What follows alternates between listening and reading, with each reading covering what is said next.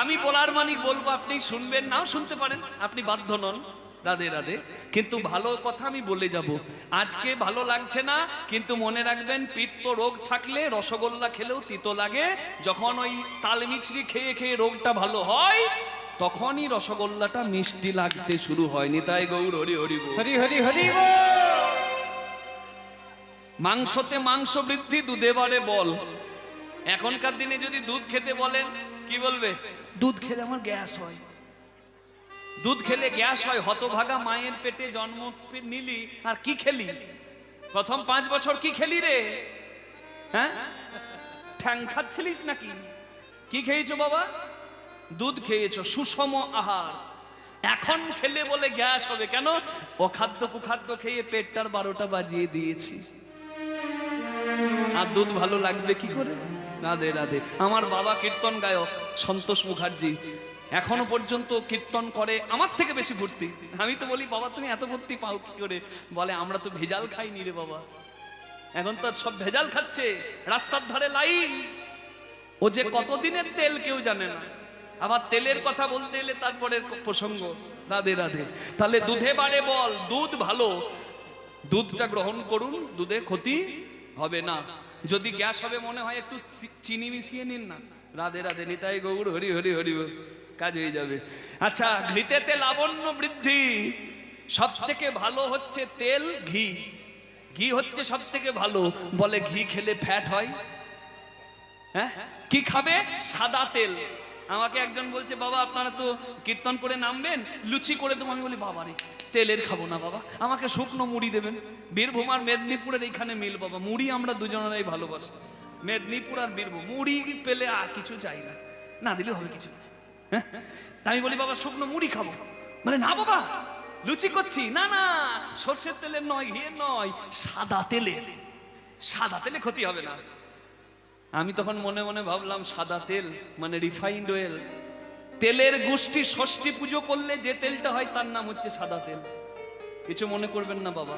একাদশীর দিনে সর্ষের তেল গ্রহণ করতে পারবেন না, পারলে ঘি গ্রহণ করুন।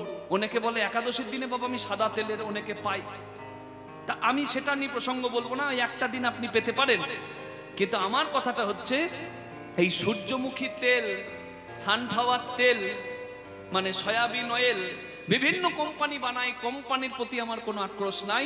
আপনাদেরকে জানিয়ে যাই, একটা পালমোলিয়াম অয়েল মানে পাম তেল খেলে যেমন ক্ষতি হয়, নিয়ার অ্যাবাউট সেম একটা সাদা তেলে খেলেও কিন্তু ক্ষতি হয়।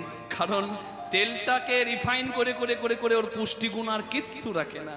তার থেকে বরং ভালো সর্ষে পিষিয়ে সর্ষের তেল, না হলে বাদাম তেল, না হলে তিলের তেল। আর যদি পারেন অর্থ আছে, অর্থ বল, অবশ্যই সাদা তেল বর্জন করে ঘর থেকে আজকে শুরু করুন ঘিয়ের ব্যবহার। ঘি দিয়ে রান্না করুন, সব থেকে উত্তম। কারণ ঘি হচ্ছে হাইলি ফ্লেমেবল।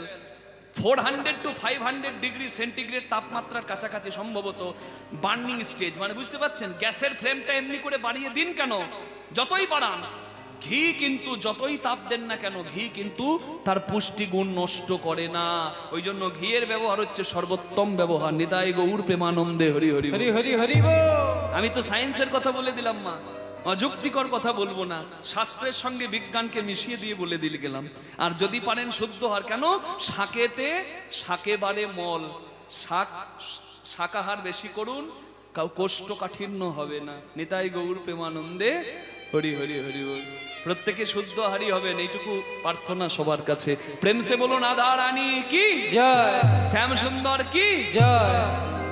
ওদিকে জন্ম হলো ভক্তের, কোন ভক্ত? বলে ত্রেতার ভরত এসে জনম নিল, তার ভরত এসে জনম নিল।